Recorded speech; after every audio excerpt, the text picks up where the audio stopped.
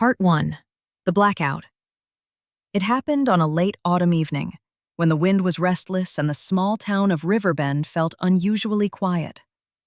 Emily Hart, a 27-year-old librarian, had just closed the front door of her tiny apartment when the entire neighborhood suddenly went dark. The blackout. For a moment, Emily stood completely still. No streetlights, no distant traffic hum, no flicker from the cafe across the street. Just silence. She sighed. Not again. Riverbend was famous for two things: old buildings and electrical problems. But tonight felt different. The darkness was heavier, almost intentional. She grabbed a flashlight, wrapped herself in a blanket, and sat by the window.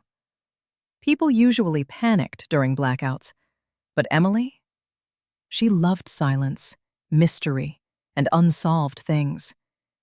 But she had no idea this blackout would change her life. Part 2. The Stranger Across the Hall. As Emily prepared a cup of tea on her gas stove, she heard a knock on the door. 3 soft knocks, then a pause, then one more. She frowned. Who knocks like that? She opened the door and froze. A man stood in the hallway, holding a toolbox and a candle. His dark hair was wet from the rain, and his expression was worried but gentle. "Hi, sorry to bother you," he said. "I'm Noah. I live across the hall. My flashlight just died. Do you maybe have batteries?" Emily blinked. She had seen him around the building a few times, always quiet, always reading something. But they had never talked. "Oh, yes, sure," she said. She handed him a pair of AA batteries.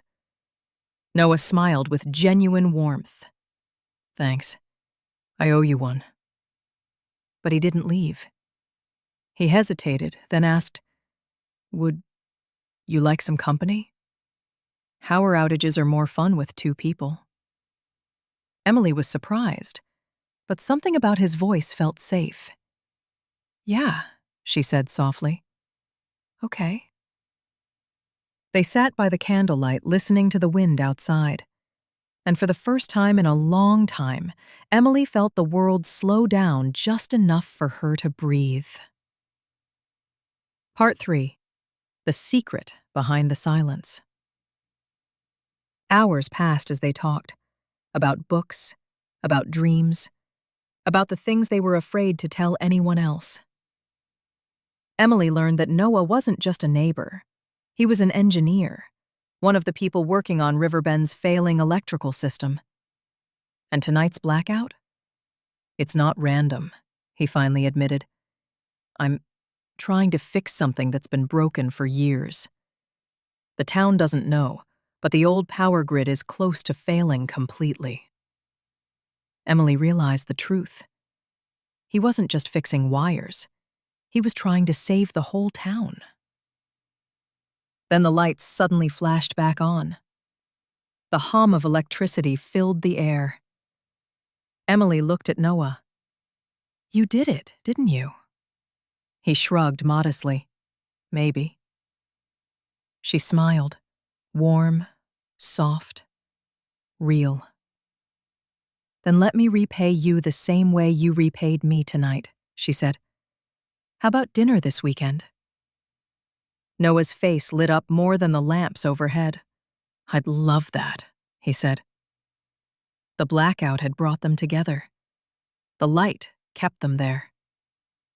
But it was the silence between them, the simple, honest silence, that changed both of their lives forever.